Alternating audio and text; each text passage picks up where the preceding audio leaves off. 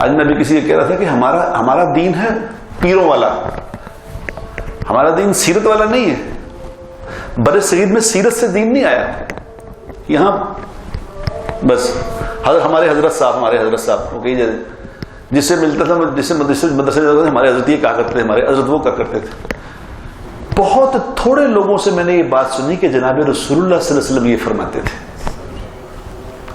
حضور اکرم صلی اللہ علیہ وسلم یہ کرتے تھے، حضور اکرم صلی اللہ علیہ وسلم کا یہ عمل ہے، حضرت کا عمل ہے، حضرت یوں کرتے تھے. حضرت کا دین نہیں ہوتا، حضور اکرم صلی اللہ علیہ وسلم کا دین ہوتا ہے. کیونکہ حضرت نے جو کچھ کیا ہے وہ ایک ہی ہیں. میں بھی وہ کسی کو کہہ رہا تھا کہ میں اس زمانے میں اگر کسی کو سب سے بڑا بزرگ میں مانتا ہوں، باقی اور بھی ہوں گے، ان کا نام شیخ عبد الوہاب ہے. ہمارے رائیونڈ کے جو بزرگ ہیں عبد الوہاب صاحب، وہ اسپتال میں داخل ہیں، اللہ ان کو تندرستی عطا فرمائے. 98 سال کے ہیں وہ، جنہوں نے اپنی ساری زندگی دین پہ لگائی ہے، ساری زندگی اللہ کی طرف بلایا لوگوں کو، اور کوئی کام نہیں کیا، کوئی کام کیا ہی نہیں، اور نہ شادی کی، نہ کوئی کاروبار کیا، نہ کوئی اور کچھ نہیں کیا سوائے اس کے کہ آج ان کو میرا خیال 80 سال ہو گئے. 80 سال سے وہ ایک کام کر رہے ہیں کہ لوگوں کو کہہ رہے ہیں کہ اللہ کو مان لو، اللہ کی مان لو، اور نبی کے طریقے میں کامیابی ہے.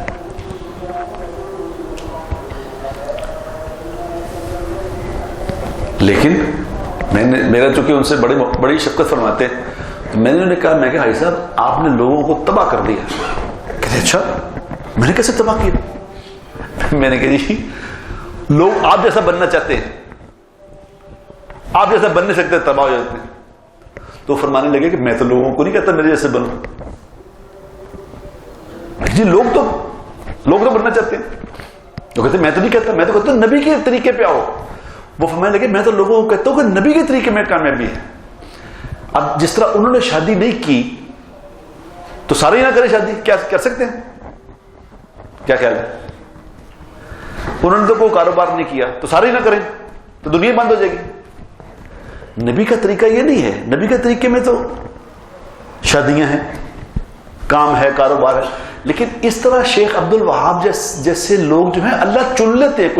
کچھ ہوتے ہیں معاشرے میں، لیکن یہ قابل تقلید نہیں ہوتے. ان جیسے کوئی اور نہیں بن سکتا. یہ چنے ہوئے لوگ ہیں، ان کو اللہ نے چن لیا. کوئی لاکھوں کروڑوں میں سے ایک چن لیا. اب کو میں نے ایسا بننا تو ایسے نہیں بن سکتے. ہمیں کیسا بننا ہے؟ ہمیں جناب رسول اللہ صلی اللہ علیہ وسلم جیسے انہوں نے کیا ویسے کرنا ہے.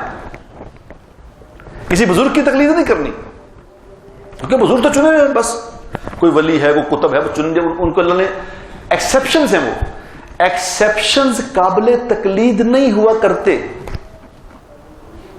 مثال دیتا ہوں آپ کو. عمر رضی اللہ تعالی عنہ، بڑے غور سے سن لو مثال، آپ کو بات سمجھ آئے گی میری جو کہہ رہا ہوں. عمر رضی اللہ تعالی عنہ جب ہجرت کر کے مدینہ منورہ تشریف لے گئے تو انہوں نے لباس پہنا اپنا، تیر لگائے، تلوار نکالی ہاتھ میں، اور حرم میں گئے. حرم میں جا کے طواف کیا بڑے آرام سے.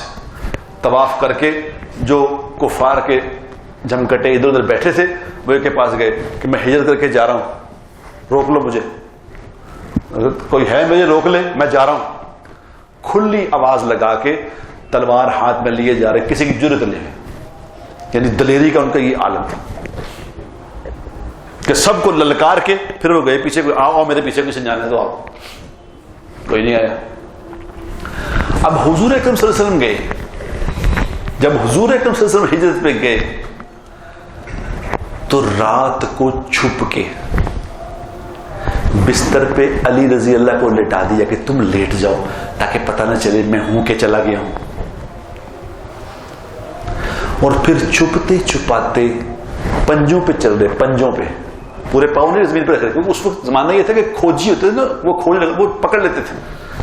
پنجوں پہ چل رہے، پنجوں پہ، تاکہ میرے پاؤں کے نشان نہ پڑے. پھر پنجوں پہ چلتے چلتے غار ثور پہ پہنچ گئے. اور غار ثور کے نیچے جب تھوڑا اوپر چڑھا، جو حج پہ جاتے ہیں نا عمرے پہ، ذرا غار ثور جنہوں نے دیکھی ہو غار ثور کہاں ہے.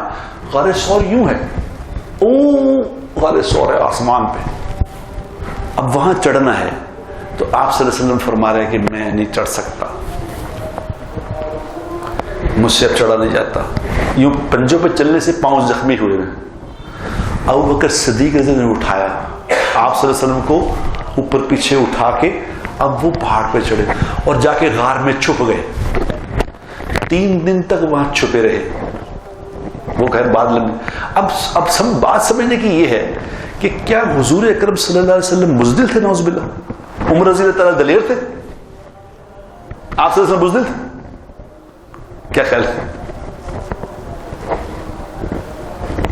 یہ سمجھانا تھا امت کو کہ جب تم پہ یہ والے حالات آئیں گے تو تم نے کیا کرنا ہے. ورنہ حضور اکرم صلی اللہ علیہ وسلم کو کیا مسئلہ تھا؟ آپ صلی اللہ علیہ وسلم تو براق پہ بیٹھ کے عرش پہ جا سکتے ہیں، وہ براق پہ بیٹھ کے مدینہ نہیں جا سکتے. جبرائیل کو بتاتے ہیں کہ چل بھی میں چھوڑ کے وہاں، کیا مسئلہ تھا؟ جو آسمانوں پہ ایک قدم جس کا آسمان پہ ہے ایک زمین پہ ہے، اس کے لیے مدینہ منورہ کتنے کی دور تھا؟ 400 کلومیٹر. کیا پرابلم تھی؟ یہ کیوں چھپ رہے ہیں؟ کیوں بچتے بچاتے جا رہے ہیں؟ کیوں اس طرح کر رہے ہیں؟ ورنہ تو کوئی کہتا ہے جی وہ تو نبی تھے جناب، ہم کیسے کریں گے؟ اللہ نے نبی کی زندگی کو نمونہ بنانا تھا قیامت تک کے آنے والے انسانوں کے لیے کہ یہ اس طرح کرنا. جب کوئی خوف ہو تو یہ کرنا ہے تم نے. اور اگر تو ڈر گیا، وہ بھائی انسان ڈرے گا ہی، انسان تو ڈرے گا. میں کوئی جن تھوڑی ہوں، میں کوئی فرشتہ تھوڑی ہوں، ڈروں گا نہیں، میں تو ڈروں گا. آپ کو مجھے میرے منہ پہ تھپڑ مارے گا تو مجھے تکلیف نہیں ہوگی، رونا نہیں، آنکھوں میں آنسو نہیں آئیں گے. یہ نارمل ہے. نبی کی زندگی نارمل انسانوں کے لیے، نبی کی زندگی ہوتی ہے قابل تقلید، نبی کا نقل مارنی ہے.